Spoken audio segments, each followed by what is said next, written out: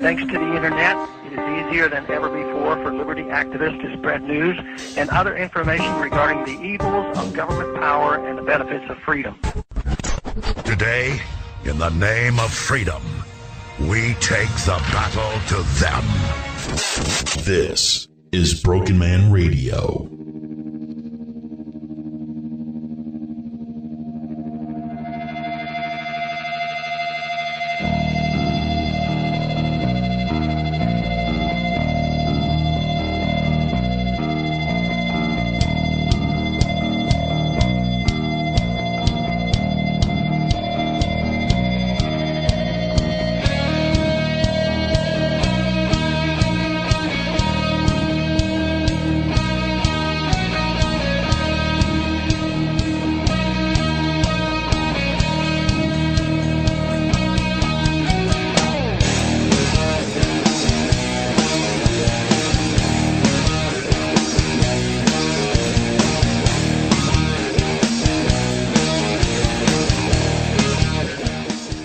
Welcome, everybody. This is Brokenman Radio, OrionTalkRadio.com. Welcome once again, another Saturday night right here in the chilly Midwest. Well, that's where I'm at. You may be in a warmer climate, hopefully.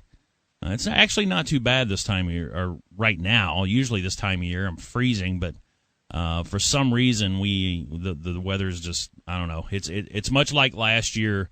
I think we're looking at, like I said last week, I think we're looking at another mild winter, which really doesn't bother me, but it's going to bother a lot of farmers, and we're going to have all this talk about the droughts and everything that's going to be hitting in, more farmers having to sell, etc., etc. But welcome again. If you want to chat with us, you can go to OrionTalkRadio.com, click on the chat. There's a little deal up there for show chats, and then scroll down to Broken Man Radio. You can join us in the chat room. I'll try to pay attention. I can't promise you. That's what I tell everybody, is I try to pay attention, but it doesn't always work out that way. So, welcome again. Tonight we're going to do something I've been wanting to do for a long time. I haven't been able to do, and we finally get everything kind of put together where we can do this.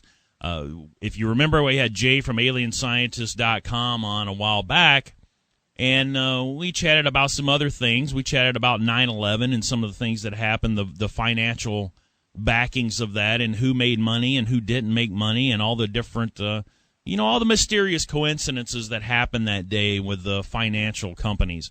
Well, Jay also happens to be, and he actually has a guest in his studio. So Jay will be joined by Matt, and then they are going to come on, and we're going to talk about Illuminati tonight. Now, we're not going to get into this isn't going to be like certain shows where, you're talking about all the rumors, and there's some hot button words, just like Jay and Matt have said before the show. There's some hot button words and topics and things about, that dealing with this subject that people love to jump on right away. And we're not going to really try to do that. We're going to try to come at this from a different direction. We're going to come at this from a more educated direction, from a more philosophical connection, maybe. I don't know. He's been spouting off stuff before the show, and they're very well educated on this subject. So I'm going to go ahead and bring these guys in. Jay and Matt, are you there? Yes, we are. Okay. Hey, how's it going? All right, Jay. Now, Jay, we had you on before. Welcome back to the show, Broken Man Radio. We appreciate you coming back on, and kind of short notice. I think, hopefully we'll have you on for more shows about other subjects, and we've got you for the whole 2 hours, so we're not stressed to try to get this stuff out in 1 hour. So we got plenty of time here. Well, it's probably not really enough time, because it seems like the Illuminati, anytime you get on the Illuminati subject, this thing spiders into so many different things. We tried to cover the banking system last week, and we ended up getting into Illuminati talk because, you get into the Rothschilds, you get into all these different things, and the Illuminati just pops up.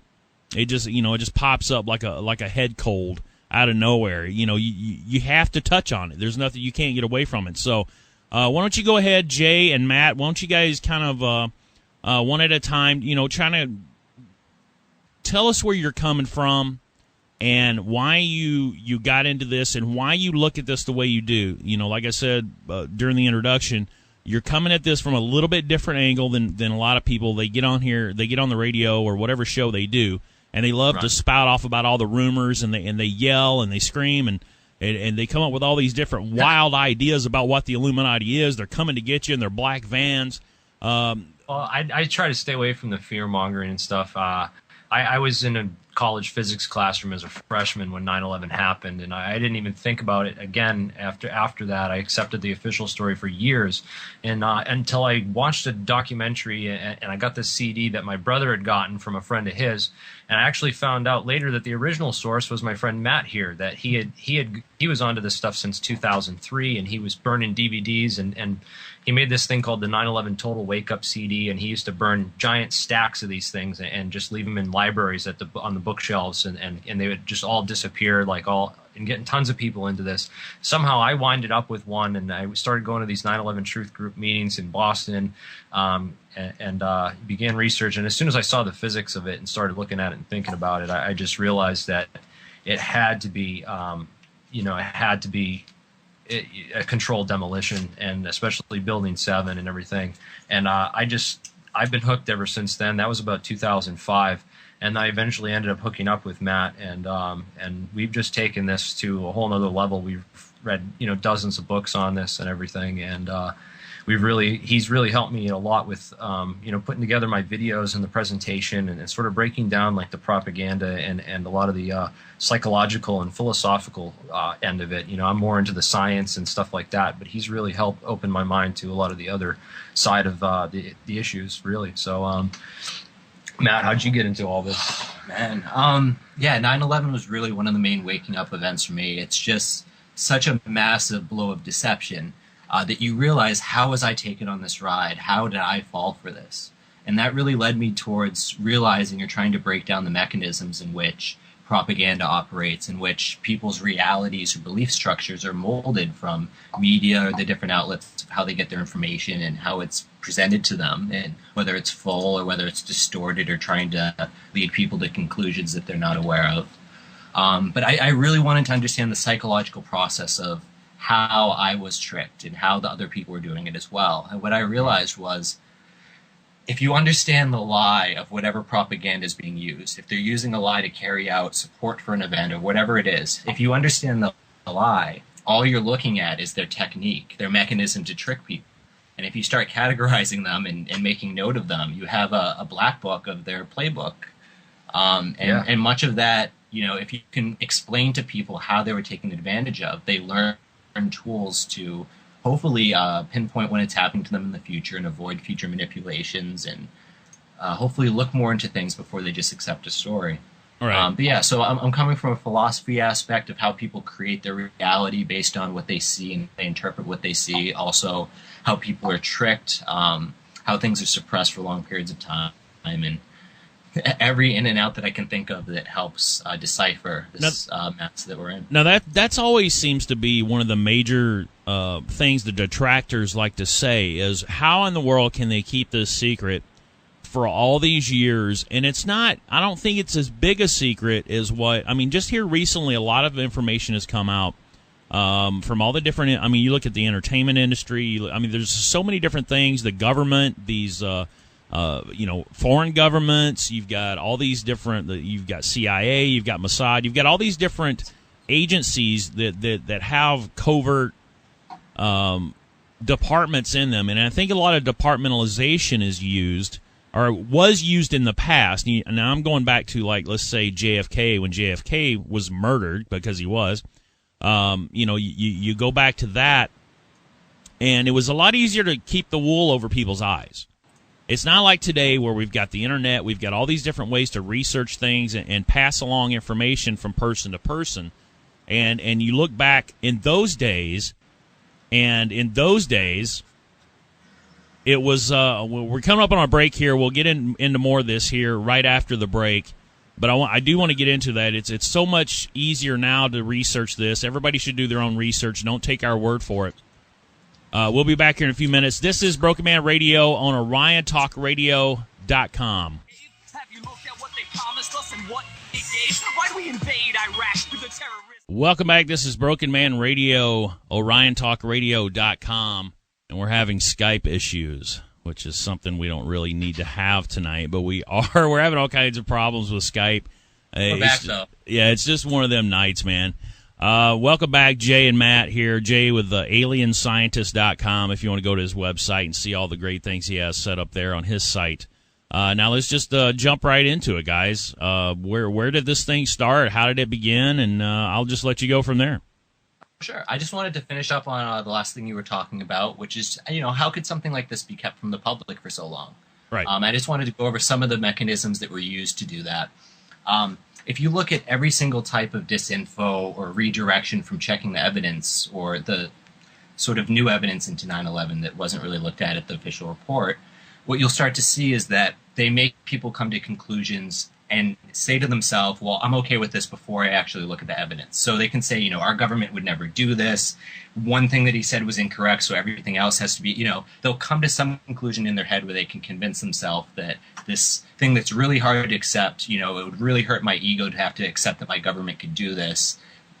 They try to denounce it before ever looking into the evidence. And the media leads people in this direction over and over again, where they'll stubbornly say, oh, that again, or they've already solidified this shortcut, stereotyped sort of experience. Well, you notice conspiracy theorists became a real buzzword, and there was a lot of stereotype that was propped up around that, starting right after 9/11, so that, anytime conspiracy theorists was mentioned, it kind of became like this negative connotation with that word. So that everyone who said conspiracy you say conspiracy and automatically the first word that pops in your head is theorist, not like conspiracy fact, even though there's hundreds of documented conspiracies. And if you go to the conspiracy tab on my website, I have a huge list of, documented, proven conspiracies that actually happened. All a conspiracy is a group of people engaged in corruption against another group of people, which is something that happens quite frequently. So to say, to never look at conspiracy theories is to say never look at collusion of corruption, which is multiple interests coming together for the same types of corruption.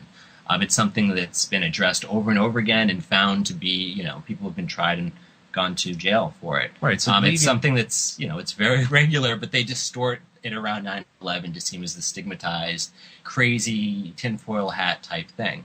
Another thing they did is, if you break down the process of censorship around 9/11, following it from 2003, what you started to see is that the mainstream media would never cover it. They would laugh it off. They had Stephen Jones on once, and he brought the Building 7 clip, and they wouldn't even air it. They just showed a picture of Building 7. They wouldn't really allow any real discussion on 9/11. This went on for like 3 or 4 years. And what started happening was the online movement was waking a lot of people up, and they realized that a lot of people were asking questions and kind of getting suspicious that they weren't covering or addressing these questions. Right, and the internet really allowed that. And like presently, before you have to write a book or you'd have to put it on VHS and then copy it over 100 times, and now you can just burn DVDs or put a YouTube video up and it's on demand on YouTube on demand, and more people will watch a YouTube video than will ever read a book, which is a lot of stuff I do is put information from books into YouTube videos to make it more accessible.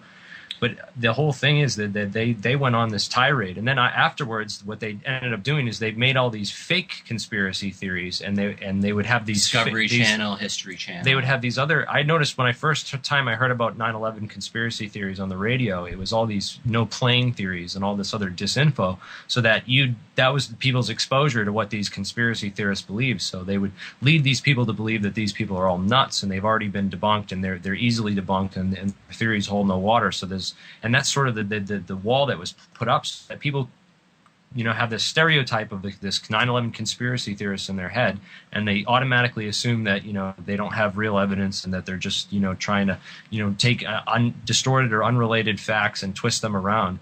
And they framed a reality of the American public so that they already feel content in their belief prior to actually looking at the evidence in the first place. With 9/11, it's one of those things where once you start looking at the evidence, it's pretty hard to admit or to deny that there wasn't U.S. government complicity with stand-down orders to... Yeah, the stand-down orders, etc. Dick Cheney, and the NORAD, and everything that, went on with... Well, I think that's where a lot of the problems come is, and it may be COINTELPRO, it could be all kinds of different things, or it might just be some idiot who thought he would be funny and throw up a video of planes missing out of the video, and then the media, the news media, the mainstream media takes these things and they say, look, right, this guy's an idiot, so that means everybody else is an idiot that comes up with a different proof by stereotype. It's proof by stereotype, and what they do is they try to manufacture. They either prop somebody up who is a COINTELPRO agent, or they find somebody like Judy Wood or somebody who is believes in what they're saying, but it's a very far off twist that would throw a lot of people off. And what they'll do is they'll prop these people up, they'll get them on radio shows, they'll call them and say, we support your message, we want to get you out there. Yeah. But what they're really doing is they're propping up a controlled opposition, which is an easier argument that they can knock down so that they don't have to deal with the harder evidence that other people are bringing up. They prop up what, something they know they can defeat. And that's much easier than creating it on their own. There's enough of these people out there, and it's in the CIA manuals. They will go out and actively seek these people out and then just prop them up. It's way easier than trying to create something on your own. Yeah, programming. But yeah, back to what you said about it reveals their technique. Every time you see 9/11 covered in the mainstream media, it's just technique in your face, because you know that what they're saying is a lie, and they're just showing you how they're covering it up and how they're using that lie to manipulate people for their agenda. Right, like in the newspapers, we like to go on 9/11 every anniversary. We like to go look at all the newspaper in the front pages, and a lot of them are just show some respect was one of them that was just don't ask questions, show some respect. Yeah, basically anything they can get to do to those emotional appeals without looking at evidence or information, and that's become the standard, is they say, well, you're dishonoring the people that lost their lives and their families by even talking about it. Absolutely. And that's why I think it was very brilliant. In Jeremy's video, Black 9/11, he starts off by saying that half of the 9/11 victims' family members said that 70% of their questions were not answered. They were asking all these questions that were just shut down. It's in 9/11 Press for Truth as well as other videos. But in many ways, it's bringing it back to the support of the people who were emotionally affected. The reason why America was emotionally traumatized is because what happened to the people on that day. And if we bring it back to that emotional connection to them and say these people were shut down, they were lied to about prior knowledge of the attacks and all these different things. Yeah, it's using their technique back against them, because that's the truth. I mean, you look at what the victims' family members really went through. They tried to push for an investigation in 9/11, and the Bush administration stalled and delayed it for over 400 days.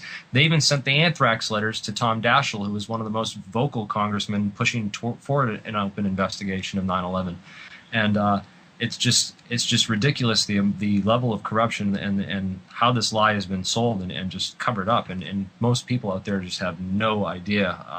Another trick is it becomes part of the entertainment realm, sort of stereotype. Like it works its way into all the movies, the terrorist movies. It's taken as this, not folklore, but this common sense. It becomes this notion of unquestionable common sense.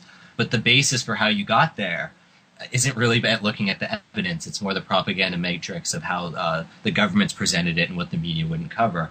One thing I always like to explain to people about the censorship in media is that the majority of the funding from media comes from their advertisers. And the advertisers represent corporations like Lockheed Martin, ExxonMobil, Carlyle, Halliburton.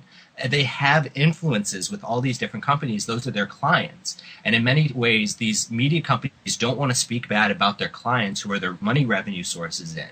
And many times they even sign contracts. Like, for instance, sports players have to sign contracts that they can't take political stances publicly unless it's in support of the president. The whole idea is that once you're in the corporate realm, you can't speak bad about the hand that feeds you. And it's such a big octopus that there's a lot of blind spots of corruption that doesn't get discussed. Absolutely. Right. We're going to come out to break soon, pretty soon here. Yeah, we got a break coming up here. Now, what I would like to get into now is, obviously they have to have a means of control. They got, and as the population grows, they have to come up with new and unique ways. And I think there's a lot of subliminal things that are put into all kinds of things. You look into the news media, you look into the entertainment industry, not necessarily just the music industry, which I've done a lot of research on lately, But, I mean, all the entertainment, you look into movies, you name it, TV shows, and it's out there. There's something out there. And those of us that are kind of awake and we see what they're doing, it's easy to spot. But I think there's a majority of the people don't see this stuff, and they don't get it. And I've even discovered a few things here recently, like Walt Disney and things like that I didn't really catch before. And now that I know. So why don't you guys get into a little bit about how they kind of use the media and entertainment industry and things like that to, put their message forward and try to maybe convince people that things aren't as they seem. Absolutely. Let me know if we're breaking up a little bit. The signal's a little bit weak. But one thing, I've done a lot of research on the cognitive science, the way the brain works with this. Subliminals usually do not last more than 24 hours as far as effect. Even if you're, they have programs where you get hit with 60,000 subliminals in an hour. They usually last 24 hours, maybe 2 days, sometimes, Really what they're molding is ideology. They're molding people's perspectives on the world. Now, hold on just a second. Let me clarify real quick. You mean subliminals? You mean the old where they flash something real fast on the screen? Sure. And there's also auditory subliminals. They can vibrate your cochlea and actually create stimuli in your ear without you hearing it. And this is used in a lot of binaural beats. It's relaxation programs that have subliminals in the background. But these are used in commercials along with binaural beats to trigger different states of mind, alpha waves, beta waves, ones that are more susceptible to advertising or anger. Right, and that was a big thing before. There was a lot of research that they thought subliminal advertising and subliminal messages were a big thing. But it really, when it comes to mind control, subliminal messages don't have as much of effect as ideologies and logic, trying to set up people's logic and how they come to formulate conclusions and how they reason with ideas. And the movie and entertainment industry does this quite a bit. When you watch movies, the plot lines and how the characters interact with one another and how the story follows through will directly affect how people reason with logically with things that they encounter on an everyday basis. Absolutely. We learn philosophies from entertainment and from movies and from the sources we see. I was watching Men in Black 3 the other day, and they asked one of the agents there, and he goes, well, I don't like to think about anything that might end in some bad conclusion or something that would make me depressed, and that's the way I stay happy. That was his take-home message in the movie. And, we're bombarded with these types of ideologies over and over again of laughing at conspiracy theorists or, in sitcoms and all these things. You have the storyline that's written of, if you're watching TV shows that are about terrorism, it's related to 9/11 and related to this whole storyline that's been sold to us. It's sort of saturated into all these different realms where it's become this notion of common sense, even if it isn't accurate.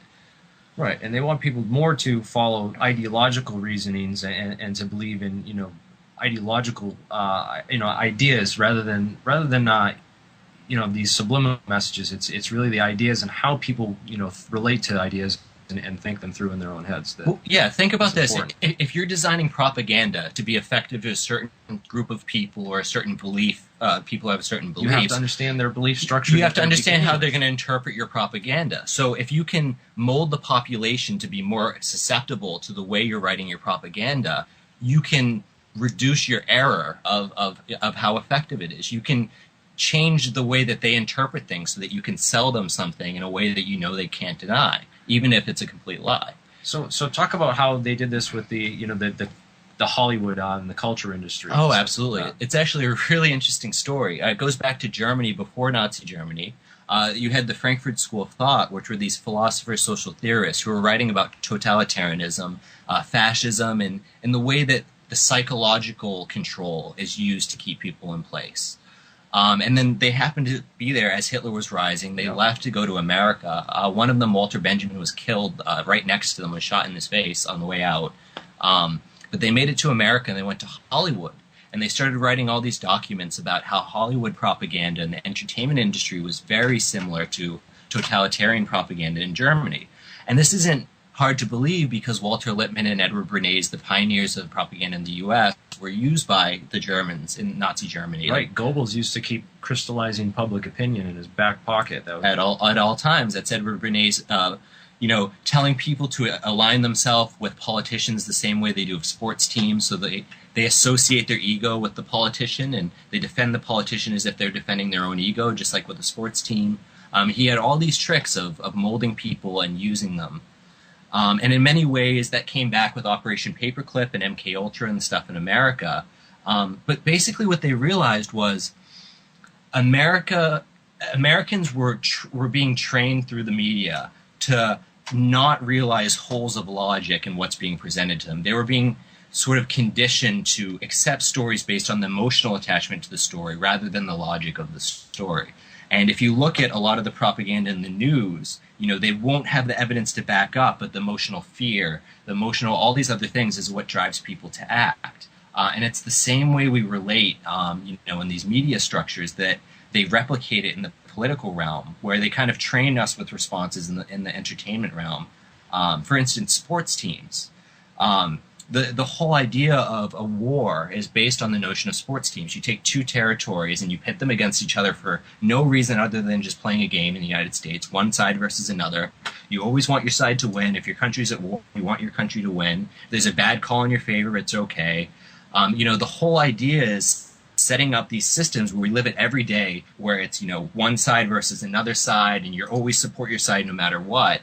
And then they cross that over to the real life of the political realm, and you get the same biases Bill O'Reilly and the same ignorance. I remember he was on one episode. He's like, "You want us to lose? Just give up." And Iraq, is it about winning or losing? And it's not about like what we're doing over there, what our strategy is, what our goals are, or any of the real logical questions. It's broken down to the simplicity. Bad versus good, or the same way you would relate to a sports game of wanting your team to win. The whole idea is training people to make decisions in those realms, and then using that same mechanism in political and real events to make them have decisions in very similar ways there. I look at mainstream media as more of a like professional wrestling. I mean, it's scripted on the backside, and it's used to induce some sort of emotion, whatever emotion they're trying to get out of you.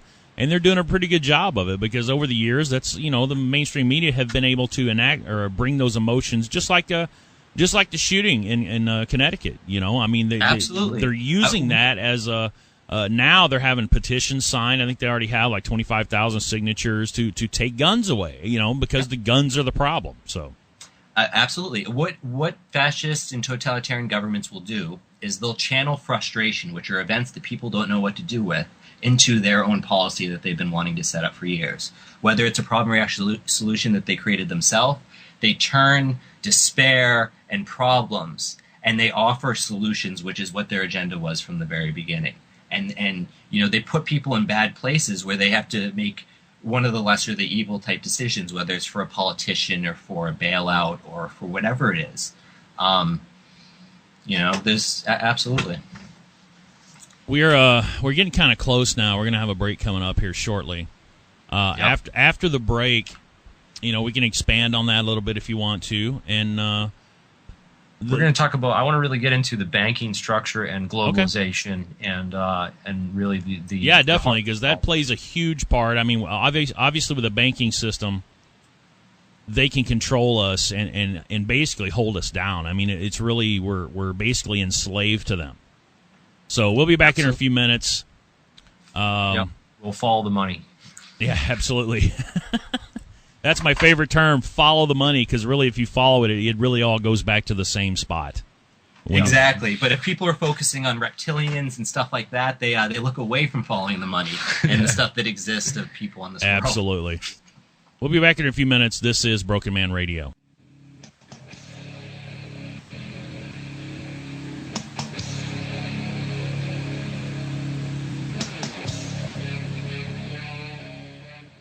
Welcome back. This is Broken Man Radio, OrionTalkRadio.com. We've got Jay from AlienScientist.com, his friend Matt there in studio. We are talking about the Illuminati. We're talking about it from a kind of a different perspective. We're not getting all crazy with the nice little hot button words that people love to use. And if you guys want to come back in here, and I want to talk about these one world governments, or this one world government they've been trying to set up for however long, and let's just kind of get into that. And because people, that's one of the big things people don't get even though if you just look around, if you just stop and just look around, everything is leading in that direction. If you don't believe that, you're obviously blind, because anybody can see this thing. Or you came to your conclusion before doing your research. True, yeah. Which is their technique with 9/11. But absolutely. I can give you logical explanations of why a one-world government is inevitable within the bankers' system to begin with, and then we can give examples of how it's been set up throughout the years. So one thing to go through, if you know about the money changers, which were the people who were minting the money that the tax was paid for the king. This is back in Rome, going back like 1700s. What you'd have is these different banking families who would overthrow each other and become the one, minting family who was the currency that the tax was paid to the king, which was the one that was generally used. Right. And what you'd have is these bankers who would knock another banker out of position and take over this incredible position, and he'd be very worried that somebody was going to come do the same thing to him. And one thing that also, so from that very beginning, there was this push towards having a one currency and have it be worldwide, where there was no competing currency that could ever overthrow the bankers' power. So if you go back from the very beginning, they write in depth about how a one world currency would protect their currency as the only currency forever, if they could do it successfully. Another reason being, with fractional reserve banking like the Federal Reserve, they print money out of nothing that they don't have, and they dilute the value of their own currency. So if you look at Rome, when Rome was expanding, they had a fractional reserve system kind of similar to the Federal Reserve. I think it was a 2-to-1 ratio, not a 9-to-1. But what they would do is they would dilute and hurt their economy every time they spend money to go defending themselves or attacking other countries and expanding. And eventually they crashed their own economy internally, because in order to expand, they'd have to hurt their own political system. So there's always been this push towards being the only monetary system. And here's the third final reason why I really think there's this push for one world monetary, at least. And that's, with the Federal Reserve System, they've diluted the value of money so much that all their infrastructures could collapse if they were still backed on that dollar. What they want to do is, like with the euro and the potential of the marrow, they want to take multiple countries that have different currencies and merge them all into a single currency. I've read, I forget which document it was, they're talking about creating 3 different continents of currencies. The marrow was one idea, the euro was the middle, and then one for the other aspect of Japan and China and Australia. And then they were talking about merging them all together. The trick in it is they've created all this money out of nothing. They've hurt the value of their currency. They've created bubble after bubble in their economic system. They could collapse their own system. Exactly. So easily. That's why they keep having these bailouts and stuff. They keep pushing it a little bit further. Well, yeah, they're just bailing themselves out. But what they need to do is they don't want their system to collapse before they can set up a world government and a world monetary system. And the reason being, the thing that shows the valuation of a currency when they print money out of nothing is exchange rates at this point. It used to be because it was backed on the dollar. You could see, on gold. You could see the difference of value. But now it's based on exchange rates. So the whole idea is, if you can remove exchange rates altogether and have a single currency, right, then it's whatever you set the value at. You can set the value to whatever you want, and there's no other country to say, you printed more money out of nothing than I did, you should be devalued. And it's a way they can claim back all the money they've devalued from spending it, out of thin air. If people want to learn more about this, I recommend a book called Syndrome of Control by Lindsay Williams. There's a chapter called A Letter from a Banker to His Son, and it's a real letter from, I think, the Morgan family. From France, yeah. And they're talking about how the entire banking system works. He's basically like telling his son how the bankers do what they do. And passing along. It is just the inside hardcore source document. Well, it's obviously what they've been doing. I mean, if you look at what they've been doing over the last 10 years or so. I mean, how can people miss this? I really don't understand how they miss all this, because what you just explained about what happened back then is happening right now. I mean, everything that you just said is happening. And it happened in Iceland. There's an awesome documentary. It's called Inside Job, and you can check this out if you just search for Inside Job. I think it's the third or fourth link, the other school of economics, and you can watch that movie online for free. And it's an award-winning documentary narrated by Matt Damon. It's by a guy named Charles Ferguson. He's just a genius. He goes and confronts all these Wall Street insiders and just basically exposes that this whole bailouts was just another inside job. And I kind of connect that to 9/11 and some of the same people that were involved in the economic inside job also being involved in the 9/11 inside job in my Black 9/11 video, which we talked about last show. But their evidence.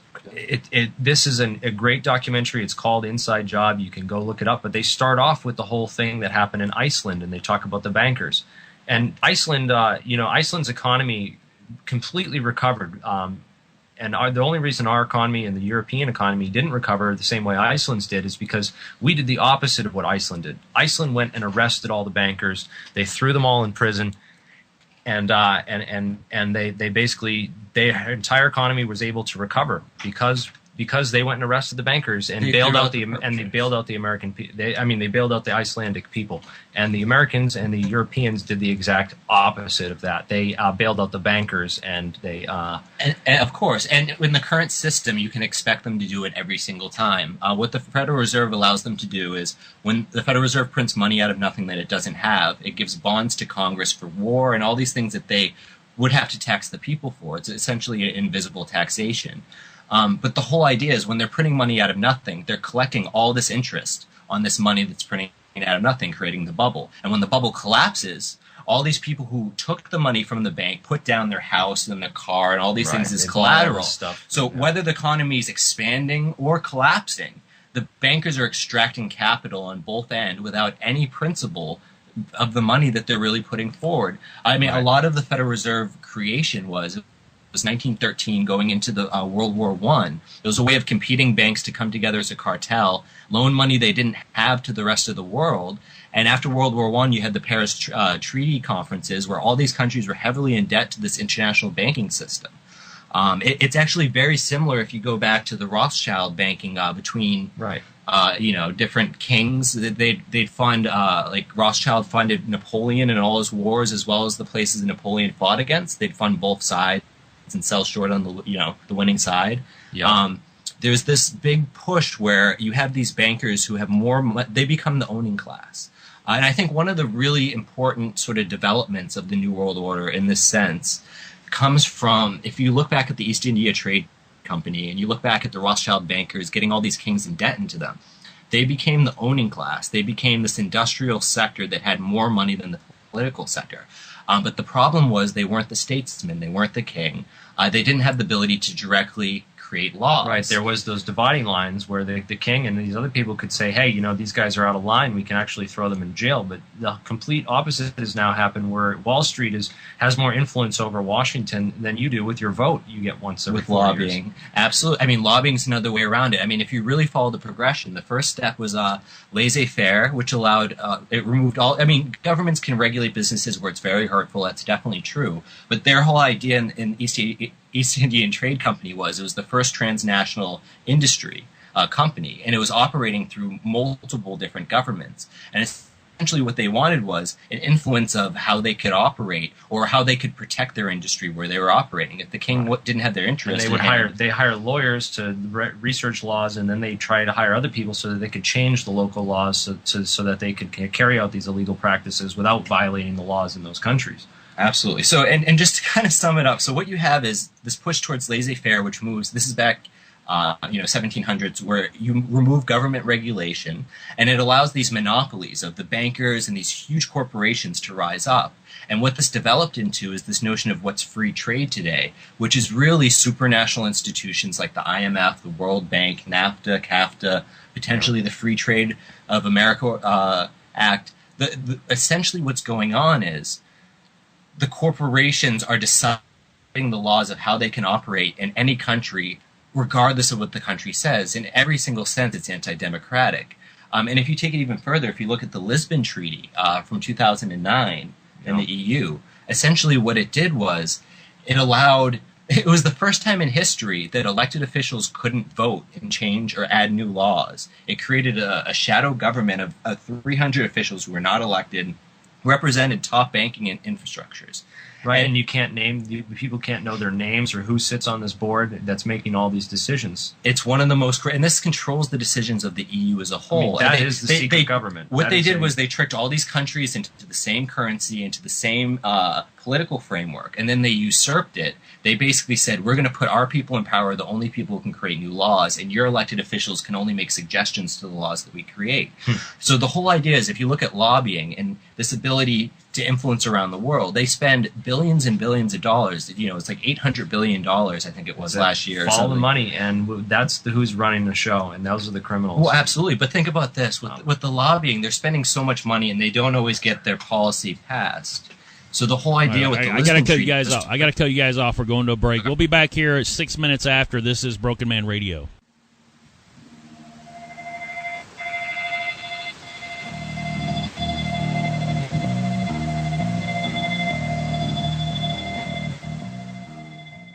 Welcome back. This is Broken Man Radio, OrionTalkRadio.com, right here on a Saturday night, hour number 2. We've got Jay from AlienScientist.com and his partner Matt there. We're talking about Illuminati, where we've kind of covered some of the, how they fund themselves and how they've taken, essentially taken all of the riches and you name it, man. Everybody wonders, how can they get all this money? Why do they need all this money and all that others? Who knows why they need it? Obviously, they need it for power and control, and they've used it to control us, like the banking system, to keep you indebted. As long as you're indebted, then you are enslaved to them, and they can control what you do and how and where you go. Even, I mean, they control everything about you if you're indebted to them. So, and this also goes for other countries around the world. One of the biggest ways to keep countries in check from not creating their own banking systems to contest ours is to keep them in debt to our banking system. Yeah, or to the IMF, just the World as they Bank, do with human beings. John Perkins outlined in his book Confessions of an Economic Hitman, where they would go into these third world countries and give them huge loans, build up their entire economy, but then they'd basically owe their entire countries to debt to these big banks, these centralized central bankers. And they'd use that to twist their arm to grab their natural resources at fractions of pennies on the dollar and all these different ways of extracting resources from countries after getting them in debt, as ways to lessen their debt or, because they're in debt. One thing we were talking about, the influence of the Illuminati or sort of these powerful elites, one of the really important transitions, I think, was around the Great Depression. Most people don't know that the Federal Reserve had a big influence on the Great Depression. They expanded the money supply by 65% in the 9 years leading up to the Great Depression. You had the housing bubble, and you also had day trading, where people could get free loans during the day, and they could either take a loss or make their money off of the loan and betting, in the stock market and take their winnings. What happened was, since the housing bubble collapsed, and you also had the fractional reserve system diluting everybody's money, everybody started dumping their day trading and created this whole vacuum of the system sort of collapsing. But what was left afterwards was industries like newspapers, colleges, media infrastructures, churches, all these different power outlets that influence people's perspectives on life, the way that they act, the way that they make decisions. And these people with the Federal Reserve money supply could print out huge amount of money that they didn't have and buy up all these systems or all these other companies that were bankrupt at fractions of pennies, sort of like a Bear Stearns type deal.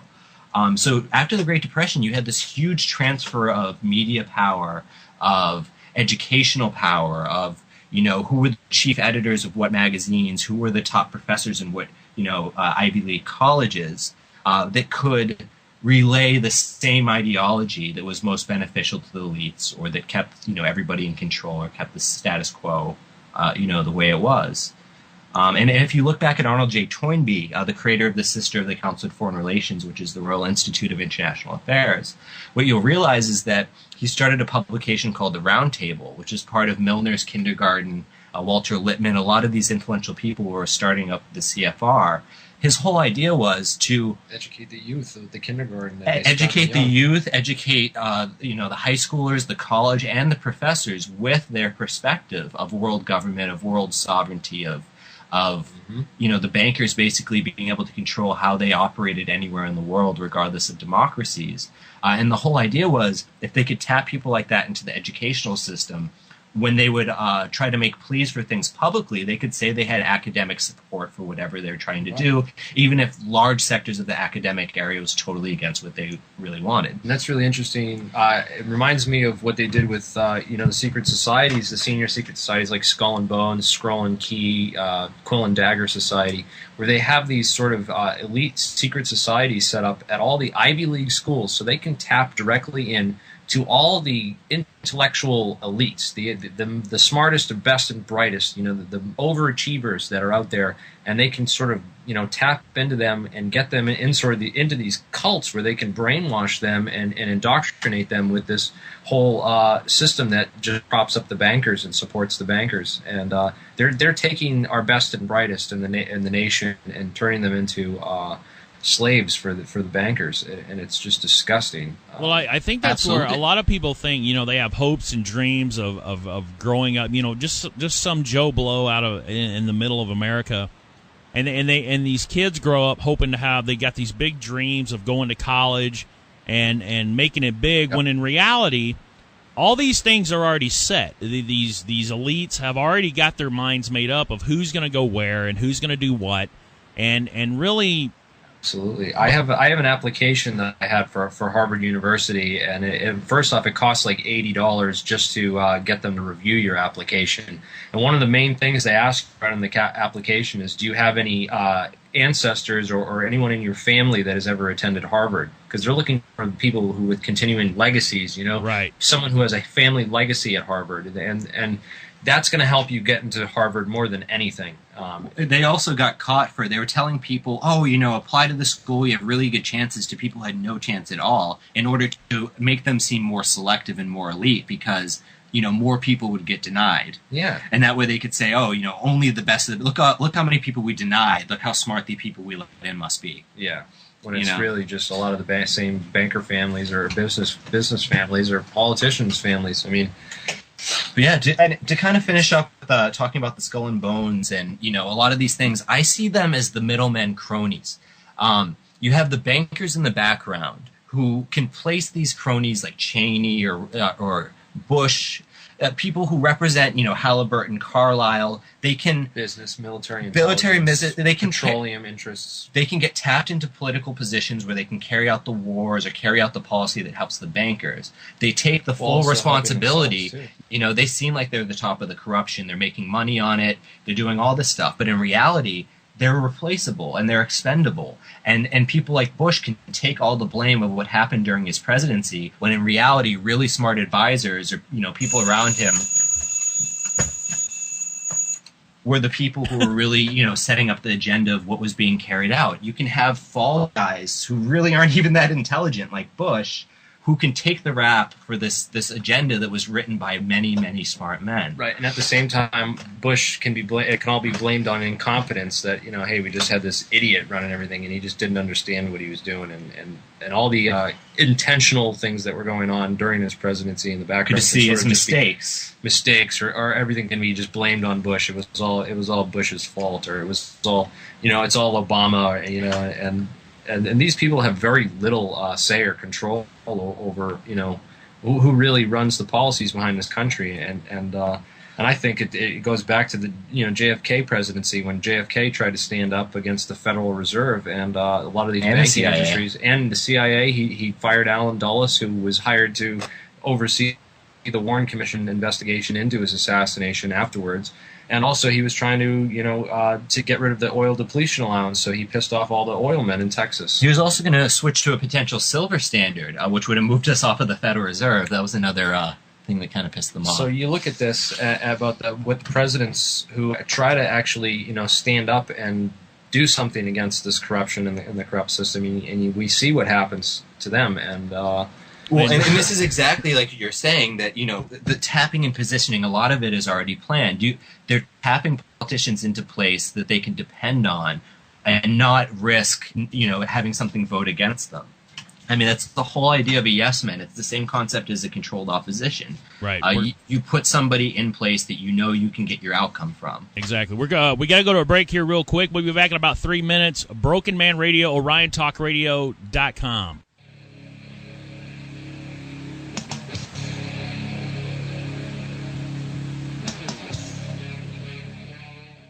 Welcome back. This is Brokenman Radio, OrionTalkRadio.com. We're well into hour number 2 of this show tonight. We're talking about the Illuminati and some of the behind dealings, maybe some of the stuff you didn't know about, and you always hear people asking the questions, well, how do they get funded, how do they get their money, and how do they wield all this power? Well, that's what we're going over. We're going over the actual facts of all this stuff, not the stuff that people love to throw up about lizard people and things of that nature. So we're actually kind of dealing with the real facts here. We got Jay from AlienScientist.com. We've got Matt there in studio with Jay. Go ahead and continue on, guys, man. This is rolling really good. Oh, sure. I just wanted to finish up on sort of the skull and bones talk about their significance and their place. One thing that's really important is that a lot of the people in Skull and Bones will be tapped into political positions later on. And essentially, a lot of them will represent a corporation. Like you have Dick Cheney who represents Halliburton. You'll have Bush with the Carlyle Group, all these other types of cronyism. Really. Cronyism. And what happens is when they get to go to war, they get to buy products from their own companies and line their pockets with our tax dollars. And what it essentially creates is this big national debt, which is what we're dealing with right now. Partly, there's many other things that have led to the national debt. We have to pay that back to the bankers in interest. So they make double the money. They actually, they make it while we're paying it, and then they make it again when we're paying it off. So they kind of... The cronies get their payoff. And then the bankers get whatever all the cronies got together plus interest, because that's what the national debt is. So the trick is that Dick Cheney and Bush, they can appear to be the top of the corruption, but they're just as expendable because all you have to do is find somebody who wants to make billions of dollars and has a company that's related to some sort of political event that's going on. And, I mean, hopefully people have enough morals where they wouldn't do such a thing, but you definitely have individuals who are willing to partake in that, and they can take the whole rep for a president, or for a term, or for all these different agendas, just because they were the people sort of enacting it, not the people really thinking it up. Right, it's interesting, but it all relates back to I think the two main things which banks use to prop up their financial systems is the two main things in the U.S. economy, which are oil and drugs. Drug money. Recently, the banks were caught, helping drug money launderers launder, billions of dollars, and they none of them went to jail. They just paid off a fine to the government. $1.9 billion fine. Right. Their earnings for that year were it was like 200 and something billion. So they paid 0.05% of their yearly earning as their penalty. But they were caught trafficking money, laundering money for drug cartels, as well as for Al-Qaeda and other terrorist organizations.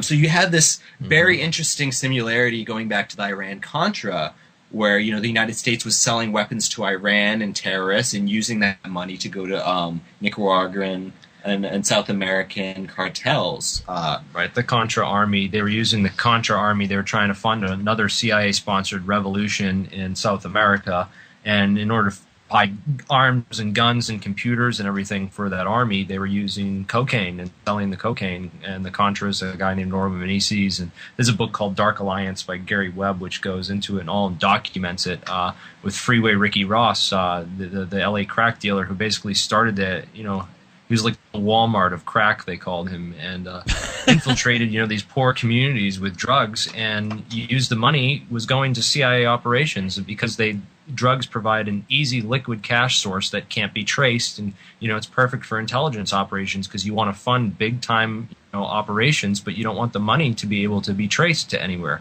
And and the banks, of course, they love the drug cartels, and they're one of the main supporters of drug laws and the war on drugs, because the illegality of drugs makes the drug profits go through the roofs. And of course, all the drug dealers who think they're the big gangsters on the block are really absolutely nothing, because they have to put that money and launder it through the banks, and the banks rely on them to create liquid cash assets to back up their depletion of their currency, which they're lending out at high interest rates.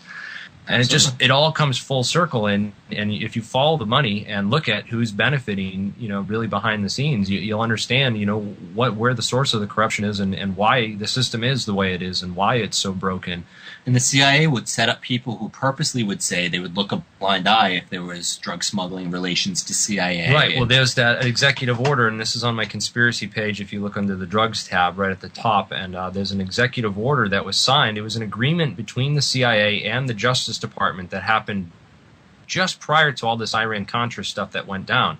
And it was basically an agreement that the CIA is a don't ask, don't tell policy, that the Justice Department wouldn't ask, they wouldn't prosecute or look into allegations of CIA drug trafficking, specifically targeting drug trafficking. It says it right in the executive order. I mean, there's no hiding it. And the CIA is not going to have to report anything, and then the other agencies of the Department of Justice won't have to prosecute these things. And this is documented public record. Setting up policy that removes accountability so that an agenda can go through unmolested. Right. And the whole thing is, people talk about the Iraq, that we didn't go over there for the oil because look who's getting the oil. I have a documentary on my 9/11 channel. I have a 9/11 YouTube channel called War Crime 9/11. And I have a documentary up there called The Prize, and I encourage everyone to watch part 6 of 8. It's called Power to the Producers, and it outlines, it's not just about, the getting the control of the oil. It's the production sites and, where that oil is shipped to. And, of course, Afghanistan was a big thing because the Caspian Sea region is the huge pipeline from the Middle East to Europe. And the whole thing was a massive, geostrategic power grab so that they could control the flow of oil from, to Europe and to Asia and control that flow of oil so that they could, basically dominate global hegemony away from, other superpowers that might arise because they have the control over the energy supplies. And there's a quote from Henry Kissinger, who controls, the oil and the control of energy will control entire nations. And if you look, you cannot produce an economy without energy. You need energy to fuel an economy. Absolutely, and not everything we have. Our food is grown on agriculture, which is fertilized by oil, petroleum-based fertilizing products. It's harvested by oil-powered machines. It's driven to your local supermarket by oil-powered trucks, and it's refrigerated on oil-powered, fossil fuel-powered energy. Absolutely, the entire system relies on energy, and it's a huge, huge part of the picture. And to connect it even further, I think one of the most important things is making the connection between the Federal Reserve, the dilution of the U.S. economy, and how we ended up in Iraq. One thing that's very interesting is that when the Federal Reserve prints money out of nothing, it dilutes the value of the money that people already have in circulation. And part of what happens as a result is you lose buying power. They use inflation to balance this out. They say it's not that we devalued your money, you just need more of the same money to buy the same thing, which is, just a deceptive way of saying we took away value from your money and spent it, and your money's worth less. And one of the ways that they balance this out is by the petrodollar. If they can force countries, about 80% of the world buys oil through the petrodollar. Right. The other countries have to exchange their money for U.S. dollars in order to buy oil. So if they can artificially jack the price of oil like we've seen, double the price from, $1 to $2 to $3, almost $4, they're making all these countries invest 2 to 3 times more into the U.S. dollars for the same amount of oil than they were before. And it's a tactic that's used to balance out the bubbles of our currency. Right. It's called recycling the petrodollar flows, was a term that was coined at the first Bilderberg meeting, and we'll go into that. The actual first Bilderberg meeting was to discuss this plan, and we're going to go into that when we come back from this break. Yeah, absolutely. We're going to go to a quick break here. This is Broken Man Radio, OrionTalkRadio.com, AlienScientist.com.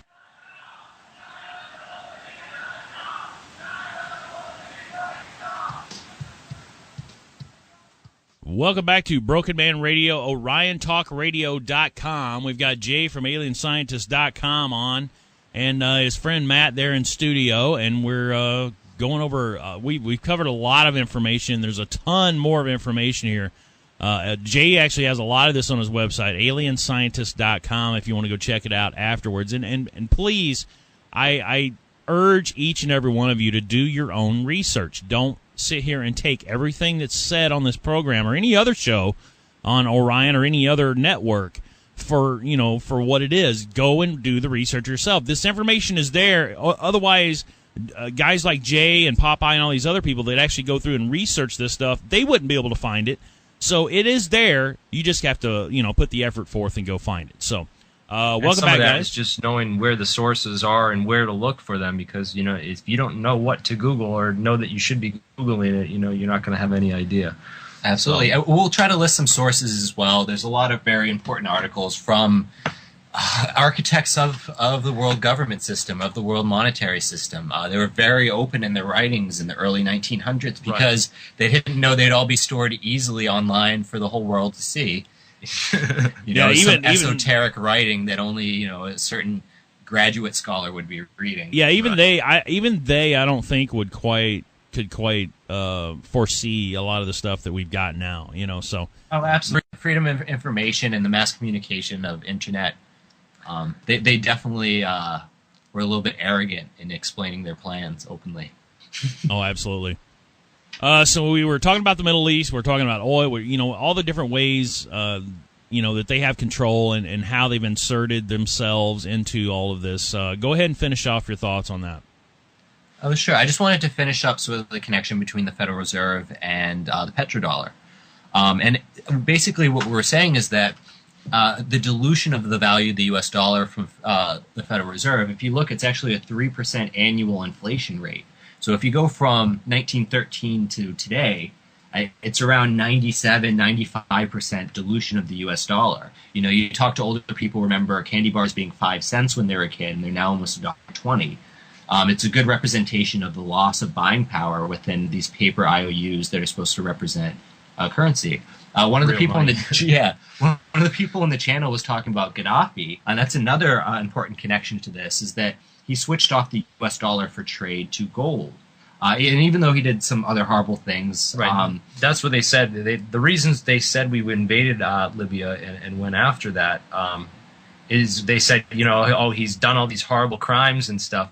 But if you look around at history, the CIA has propped up all kinds of dictators that have committed all sorts of atrocities. I mean, very similar atrocities. Why did we invade Libya, and why didn't we invade, South Africa during apartheid, or some of these other countries that are run by similarly horrible dictators? There's something more going on here. Well, absolutely. The CIA positions dictators because they're able to keep a political system in place for the longest period of time.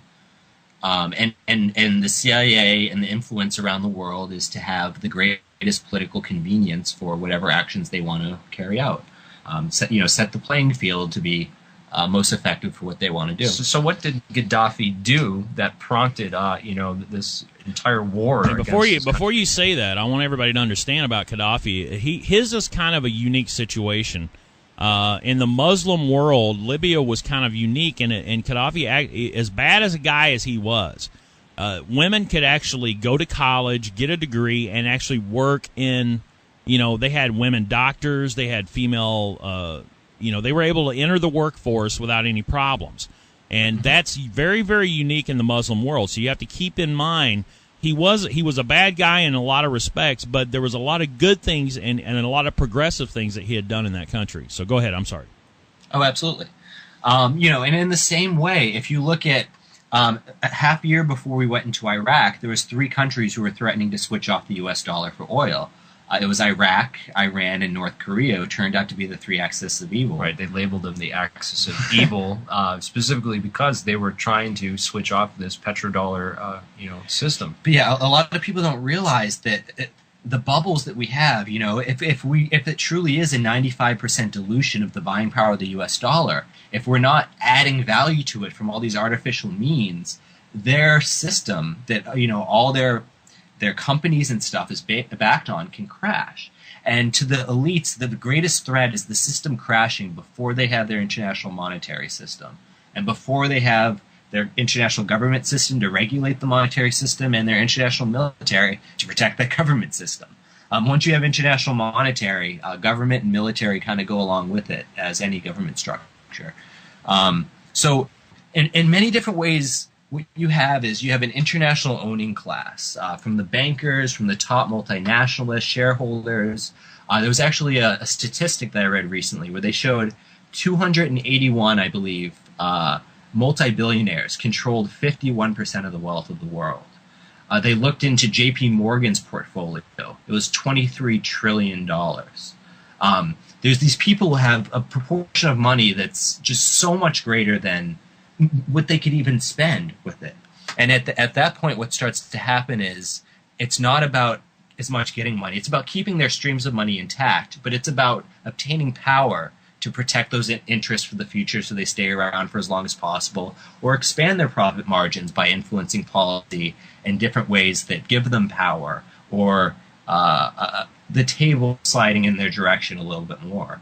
So back to the petrodollar and Iran. This is interesting because Gaddafi, didn't he just try to move his currency to a gold standard right before we decided that we needed to absolutely invade him and take him out of power? Well, absolutely. And if they have a gold standard, they can't do fractional reserve banking. It's like what are those chains that they tie to your leg? You know, it's like basically if you're backed on a gold standard, you only have so much inflation or creation of money that you can do from it. Right. If you have to acquire your currencies locked in at the price of gold, and you can't just change the price of gold by printing more gold. You know? No, but and this is partly what led to the United States removing themselves from the gold currency, from the gold standard, and creating their value based on exchange rates of other banks that were also printing money out of nothing. Again, also pushing towards the international monetary system with one currency, so they can print as much money as they want, and there's no other currency to compete against them or tell them that they should be devalued because they printed too much money out of nothing. Again, it's a way that they can reclaim all this value that they've used the United States people's debt to print money out of nothing for many different events. Like, for instance, there was a partial audit of the Federal Reserve last summer, and they found, I think it was $7 trillion? It was like 6 points. It was around $7 trillion that the Federal Reserve had trillion, not just billion, trillion had under the table given to failing banks around the world who are also participating in the same fractional reserve system.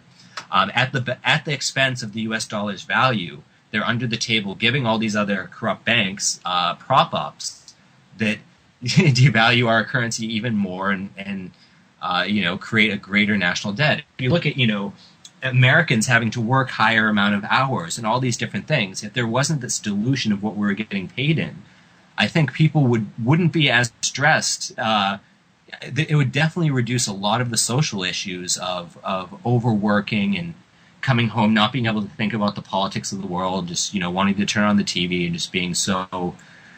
Well, this goes back to, I made this analogy about what I think the Illuminati is. It's more of a card table of banksters or gangsters, right? And they're all playing cards. And sure that they'll shoot one another to try and get control, the pot, and they'll turn on each other from time to time.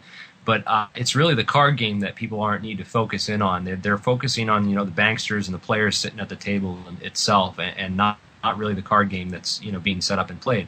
And if we really want to take over this system and really make a change, then we're going to have to flip the whole card table and turn it on its head. And by doing that, all you have to do is sort of understand their tactics of agenda.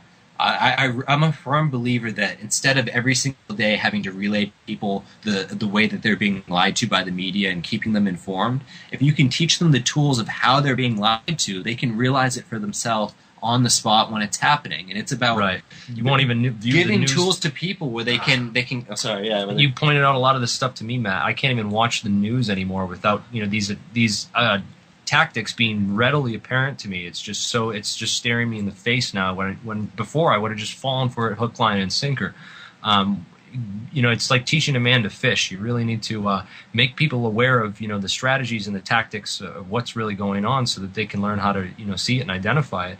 And with the bankers, man, it's you try and interrupt their card table, they'll all get up and shoot you. And you look at what happened. They'll bring 50 lawyers to the table, and each of them will be fully researched in what you're trying to ready to knock down any point that you can make up. And if you do a real good job and you can battle their 50 lawyers and hold your ground, then they'll offer you a job and pay you off. So it's just hold on. So let me interrupt you. Look at what happened with Rod Blagojevich. Let me interrupt you guys. Hold on.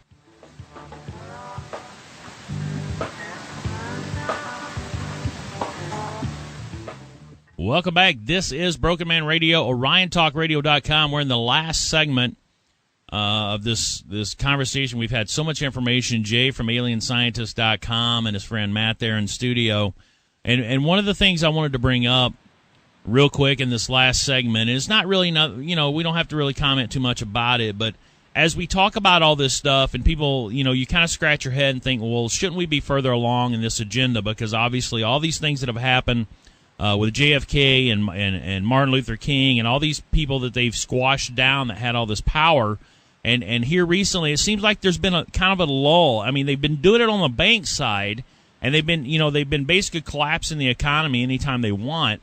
But why haven't they gotten any further? And one of the theories I've come up with, if anyone, you can go on YouTube and search Benjamin Fulford, Fulford. And he's supposedly an Illuminati insider, an ex-Forbes director, ex-Forbes magazine, I believe, director. And he now lives in Japan, and he has warned the Illuminati that there's a Chinese secret society that's much like the Illuminati, I guess. And what they have done is they said, look, if you go any further, if you start killing millions or billions of people and you keep progressing with this deal, then we have what they call ninjas that are, people basically that are undercover and all over the world that are real close to the senior Illuminati members of all these families that are actually controlling everything. And they're actually supposedly real close to these people, and if they go any further, they're going to kill them. So in a way that I don't know if it's true. Like I said, this is a guy that does videos. He's got a bunch of videos on YouTube. You can look it up. A Chinese secret society threatens Illuminati, and you can get all the information there. So I'm not really asking you guys a question. But ninja is a word that actually means assassin. If you look up the actual root.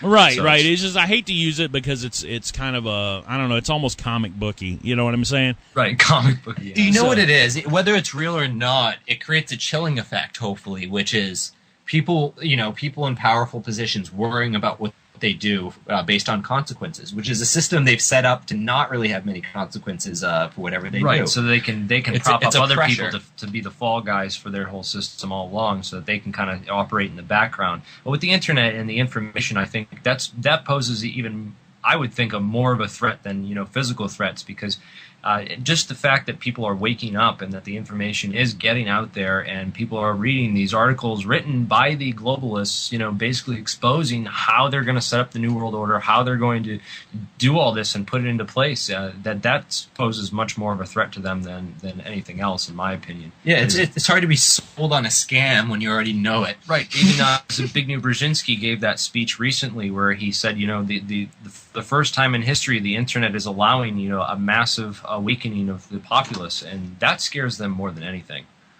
The fact that the information is at people's fingertips, they can just go and type this stuff in, and that people are waking up from the distractions that they've created with sports and the music and entertainment industry and everything else, and they are waking up to a lot of the real plans and seeing it for really what it is. And Matt can go into real great detail on the sort of origins of this and their own documents, which you can look up and read about how they will set this new world order up that were written almost hundreds of years ago.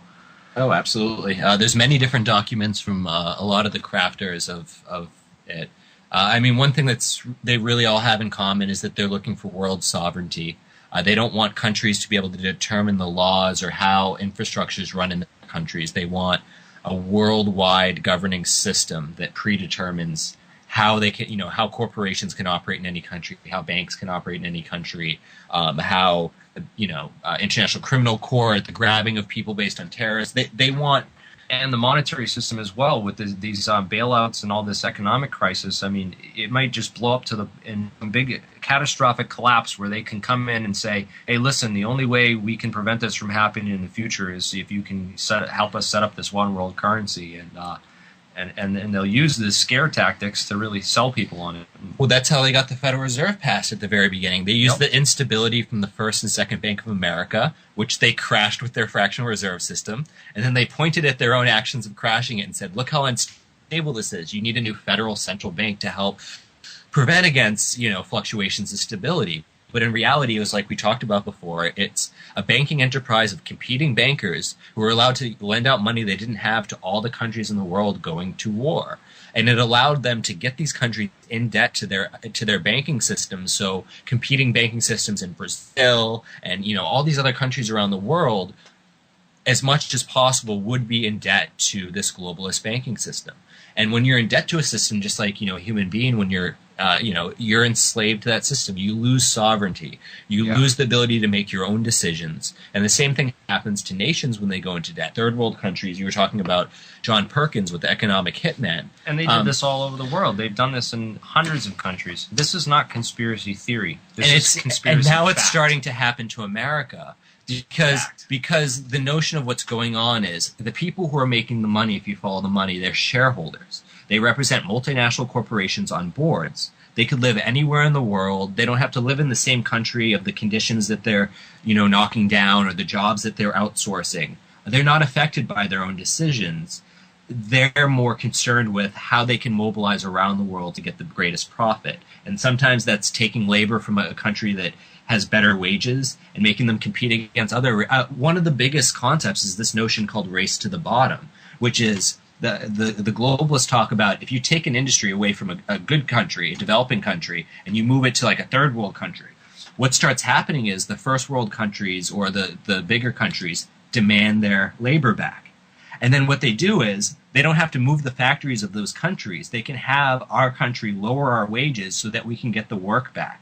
And what it is it makes nations compete against each other to work for the least amount of profit so that the corporations and multinationals get the greatest profit from their labor around the world. Well, we basically each compete to undermine our wages and our conditions so that we can actually get the work. Well, you just touched on a very important subject, and I've seen it in the labor force just in the years I've been working, is the fact that now, and especially around this area, there's a lot of companies that don't even pay overtime anymore. You don't get time and a half for overtime. So just looking...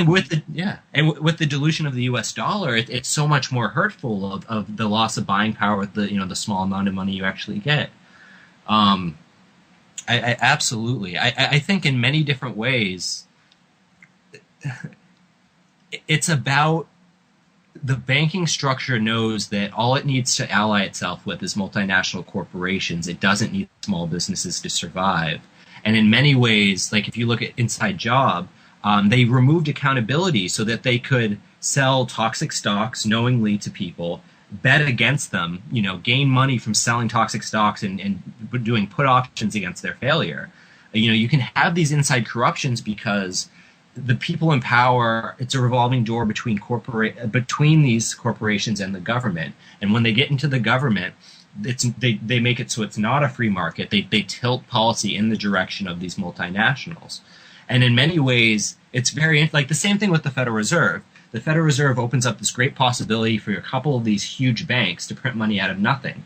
But what it does is it makes it so the smaller banks can never compete against their interest rates because, they're not paying a principal. If they lend money out at 0% interest rate, that's 100% profit.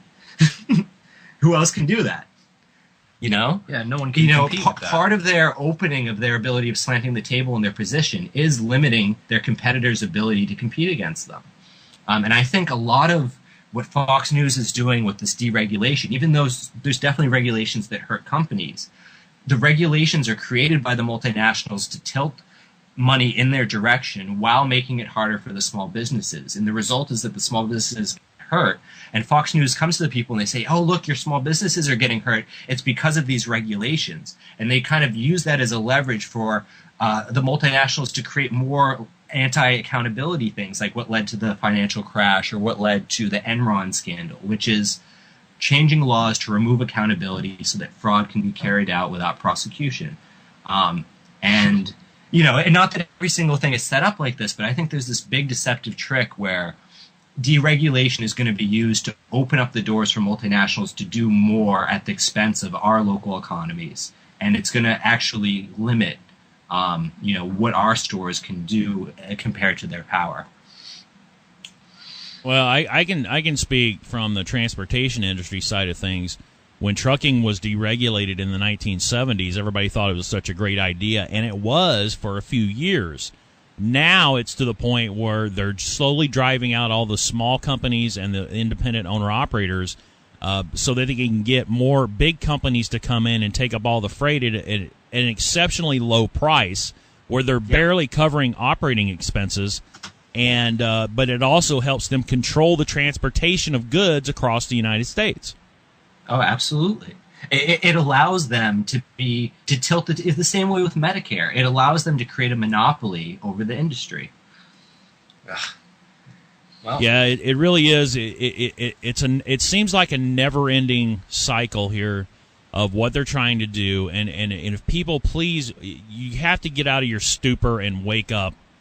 Because this is conspiracy fact, not theory. Yeah, it's all fact. Go to AlienScientist.com. You can see a lot of links. Go to Popeye's website, federaljack.com. He's got links. Jay, thank you and Matt both. Thank you so much for joining me tonight. Thanks for having us on. Ton of information, man. I hope to have you guys on again real soon, and hopefully we'll hear more from you on OrionTalkRadio.com. Anytime, just let us know. Thanks for listening, people. We appreciate it. We'll be back next Saturday night. I may be on Popeye's show tomorrow night, 5 to 7 p.m., down the rabbit hole. Thanks for listening. OrionTalkRadio.com. This is Broken Man Radio.